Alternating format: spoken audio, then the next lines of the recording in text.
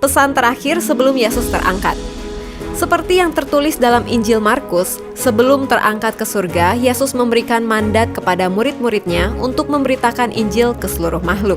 Yesus dengan terang memberi kuasa dan mandat kepada murid-muridnya untuk mengerjakan hal itu. Ia menjamin bahwa setiap orang yang akan mendengar, mengaku percaya dan mau dibaptis akan selamat. Markus 16 ayat 15-16. Ketika Yesus terangkat ke surga, murid-murid mengamatinya dengan cermat dan tiba-tiba muncullah dua malaikat yang menyampaikan kepada mereka pesan dari Allah bahwa Yesus yang terangkat ke surga akan kembali dengan cara yang sama seperti yang murid lihat saat ia naik. Kisah Para Rasul 1 ayat 10-11. Hal ini juga sesuai dengan yang disampaikan Yesus dalam Yohanes 14 ayat 1-3. Yesus terangkat pada siang hari. Kisah Para Rasul 1 ayat 9 berkata, sesudah ia mengatakan demikian, terangkatlah ia disaksikan oleh mereka dan awan menutupnya dari pandangan mereka. Apabila Yesus terangkat pada malam hari, tentu awan tidak akan terlihat dengan jelas, sehingga penceritaan kenaikan Yesus di Kisah Para Rasul pasti tidak sedetail itu, di mana disebutkan awan menutup pandangan mereka. Dari informasi ini, kita bisa perhatikan bahwa peristiwa kenaikan Yesus ke sorga terjadi pada siang hari, sehingga tingkat kesilapannya sangat rendah. Apabila peristiwa tersebut terjadi pada malam hari, maka hal itu akan menyulitkan para saksi mata untuk memberi kesaksian karena minimnya pencahayaan. Lokasi kenaikan Yesus. Kisah Para Rasul 1 ayat 12 mencatat, maka kembalilah rasul-rasul itu ke Yerusalem dari bukit yang disebut Bukit Zaitun, yang hanya seperjalanan sabat jauhnya dari Yerusalem. Di sana dicatat bahwa ketika Yesus terangkat ke sorga, kejadian tersebut terjadi di sebuah bukit yang dinamakan Bukit Zaitun, yaitu sebuah bukit yang jaraknya tidak jauh dari Yerusalem. Sementara itu, tafsiran Alkitab Wycliffe menyatakan bahwa Bukit Zaitun terletak jauh sekitar 3.000 kaki di sebelah timur Yerusalem.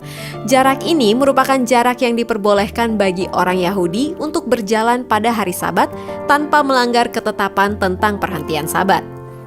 Lukas 24 ayat 50-51 juga mencatat lokasi kenaikan Yesus ke surga. Lalu Yesus membawa mereka keluar kota sampai dekat Betania. Di situ ia mengangkat tangannya dan memberkati mereka. Dan ketika ia sedang memberkati mereka, ia berpisah dari mereka dan terangkat ke sorga. Dari dua bagian Alkitab ini telah dinyatakan lokasi kenaikan Yesus ke sorga, yakni di sebuah bukit di luar kota Yerusalem, dekat dengan kota Betania. Apabila kita memperhatikan letak geografis kota Yerusalem dan kota Betania, maka kita akan melihat bahwa ada sebuah perbukitan yang membatasi kedua kota itu, dan perbukitan itu dinamakan Bukit Zaitun. Kapel kenaikan Yesus, lokasi Yesus terangkat.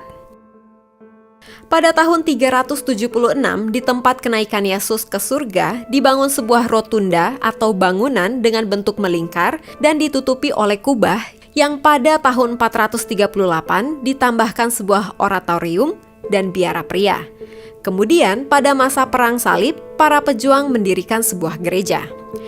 Kini, tempat tersebut dinamai Kapel Kenaikan Yesus atau Gereja Kenaikan yang diyakini sebagai tempat di mana Yesus terangkat naik ke sorga. Di dalamnya terdapat sebuah batu yang menurut legenda diinjak Yesus dan meninggalkan jejak kaki sebelum naik ke sorga. Pada bagian selatan bukit terdapat kuburan Yahudi yang digali di dalam batu, namun sekarang telah menjadi sebuah desa. Selain itu, makam yang dianggap milik Nabi Zakaria dan Absalom anak Daud juga masih ada di Bukit Zaitun. Pada lereng atas terdapat pula makam Nabi Hagai dan Maleaki. Di bagian lainnya di Bukit Zaitun berdiri gereja Pater Noster atau gereja doa Bapa Kami. Salah satu yang menjadi hal menarik di gereja ini adalah terdapat keramik yang berisikan doa Bapa Kami dalam berbagai bahasa dari seluruh dunia, termasuk bahasa Indonesia dan beberapa bahasa daerah Indonesia, mulai dari Batak, Palembang, Sunda, Toraja, dan Papua. Demikian fakta Alkitab mengenai tempat yang menjadi lokasi Yesus naik ke sorga.